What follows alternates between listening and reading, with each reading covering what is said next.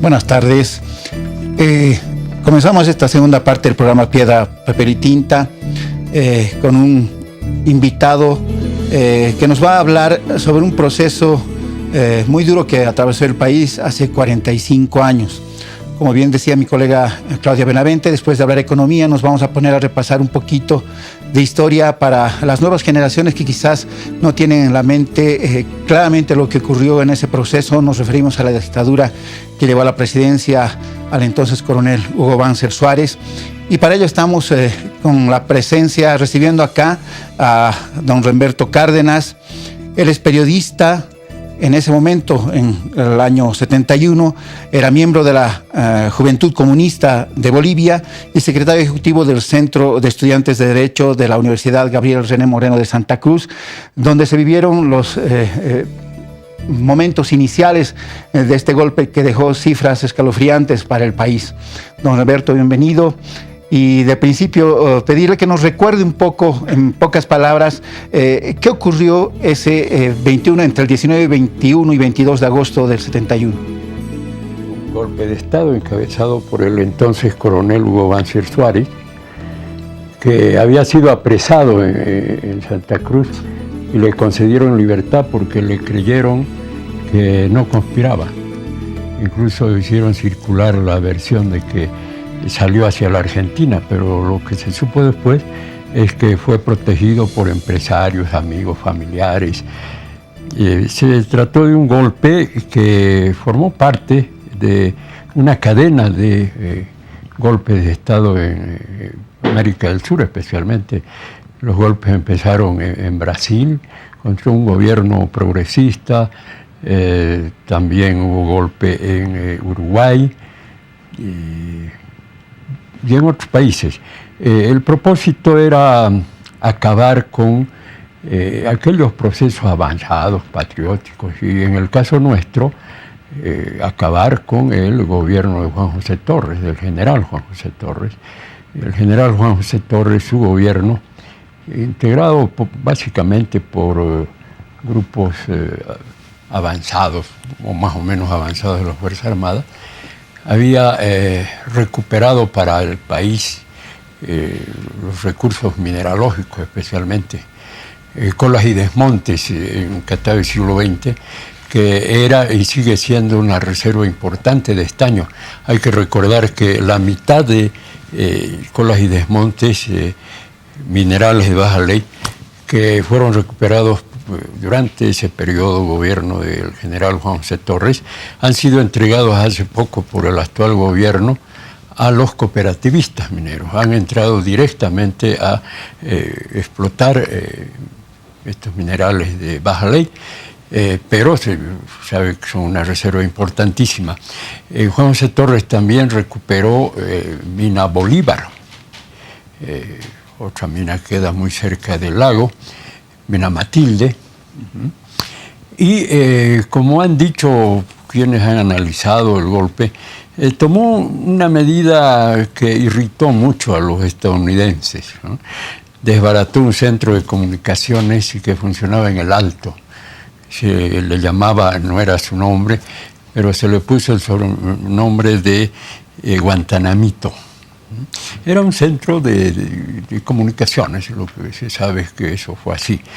Pero lo que seguro resultó intolerable para la derecha boliviana, para los empresarios y para los estadounidenses, para la embajada yanqui, como la llamábamos y se la llama ahora, fue la Asamblea del Pueblo.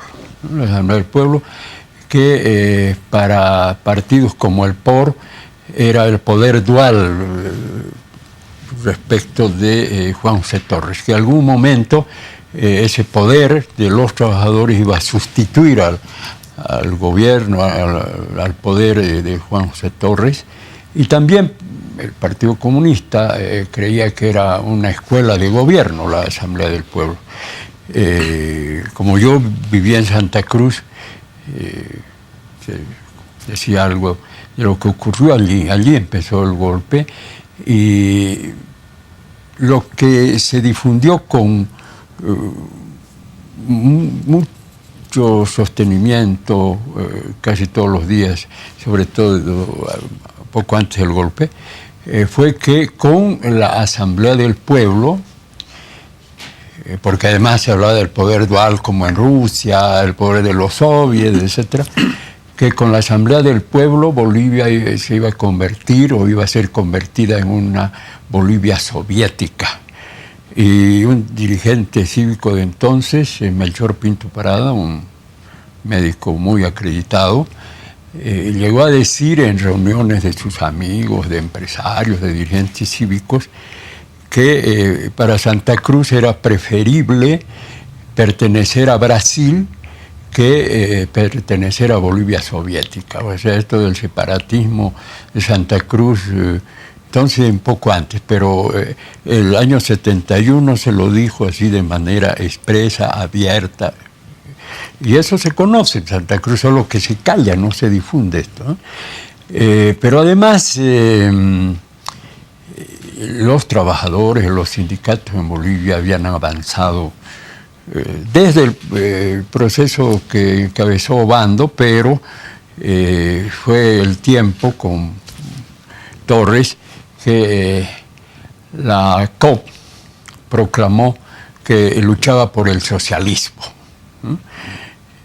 Aunque yo me animo a decir ahora que sobre todo la imposición del neoliberalismo, el cierre de minas con Goni Sánchez, a mí me ha convencido que en los centros mineros, más que socialismo, había mucho de revuelta y poco de revolución, ¿no? Este punto de vista no gusta a algunos. Yo, por supuesto, he apoyado la lucha de los mineros, me he orientado por lo que decían los mineros, he escrito sobre la lucha de los mineros y he confiado en que los mineros iban a volver después de las jornadas de marzo, como se las llamó. Pero la vida nos está demostrando que no han vuelto los mineros, y alguna vez dijeron los mineros, volveremos pero con armas, no han vuelto, menos con armas. Pero lo que se buscaba también con el golpe era acabar con ese movimiento avanzado de los sindicatos. Perdón, Humberto, para que no se pase el dato, el gobierno de Estados Unidos estuvo detrás del golpe. Hay mucha información que corrobora esto. Y hace un momento me hablaba de afanes separatistas ya expresados en ese momento.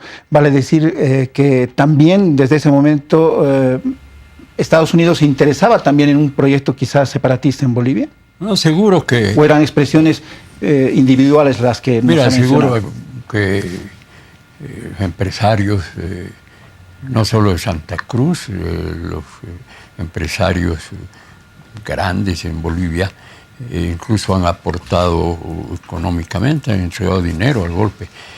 Uno de los Gasser, dueño del ingenio azucarero La Bélgica, ellos son de ascendencia belga, han vendido el ingenio, pero en ese tiempo uno de los Gasser, si no me acuerdo mal, Erwin Gasser, después del golpe visitó Europa y una famosa revista alemana le hizo una entrevista y él dijo los oficiales bolivianos no resisten un cañonazo de $5.000. Se demostró que pagaron, ¿no? Claro. Mira, en Santa Cruz ocurrió algo más. Hubo una romería de miles de cruceños que estaban en contra de que Bolivia se convierta en una Bolivia soviética, de Santa Cruz a Cotoca, para desagraviar a la mamita de Cotoca, como se le llamaba, y se la llama ahora. Ocurre que después entendimos que hicieron perder las joyas de la Virgen de Cotoca, a 20 kilómetros de Santa Cruz, y los que apoyaban al golpe, más que sea con dudas, de manera inconsciente en ese momento, o sin la información suficiente, es decir, yo tuve la posibilidad de ver esa romería de cierta distancia, fue mucha gente a desagraviar a la Virgen, pero eso era parte del dispositivo golpista, parte de la organización del golpe. ¿no? Mira, además, aunque algo se sabía, Banzer tuvo el cuidado de conseguir el apoyo del MNR y de Falange. Unidos apoyaron el golpe después de tanto tiempo de enfrentamiento. Pero en realidad los intereses de los sectores dominantes de la sociedad los unían, los intereses de los empresarios, etc. Los empresarios entonces, algunos lo decían, invertían en el golpe porque sabían que iban a recuperar además. Este golpe necesitaba recursos, efectivamente, una parte de los recursos importantes. Pero para pagar a esos que a los militares no resistían un cañonazo de $5,000. ¿De qué otros frentes conoce usted que llegaron estos recursos? Mira, lo más probable, no tenemos datos, pero lo más probable es que también lograron reclutar, diría yo, a algunos dirigentes sindicales, ¿no? En Santa Cruz, particularmente. A veces allí, en Santa Cruz, largo tiempo, la ORIT, una sigla de una central sindical de Estados Unidos, financiaba cursos sostenidos, además con programas para los fabriles, que en ese momento era el sector obrero más importante, para los ferroviarios, que numéricamente eran tanto o más que otros sectores, además políticamente atrasados, hay que decirlo así, ¿no? Yo recuerdo todavía, porque estuve en La Paz el día del golpe, el día que fue el golpe, al día siguiente hubo un meeting en la Plaza Pérez Velasco, y uno de los que habló, el principal orador, dirigente sindical de la Taquiña, si no me acuerdo mal, Francisco, no sé cuánto, fue el principal orador que apoyó al golpe. O sea, ellos buscaban mostrar que era un golpe además que tenía apoyo del pueblo y sobre todo apoyo de los trabajadores. Y en esa concentración hubo sensiblemente, también hubo gente del pueblo y también hubo un grupo, aunque pequeño, pero un grupo de dirigentes sindicales, miembros de la COP y de otras organizaciones sindicales, como los fabriles en Santa Cruz, que también abiertamente apoyaron el golpe. Algo que omití, mira, el momento que empezó el golpe, tomaron armas, se sabe que piquetes armados, bajo la orden de Banzer, tomaron el edificio principal de la Universidad Gabriel René Moreno. Ahí, entre otros, murió el portero, ¿no?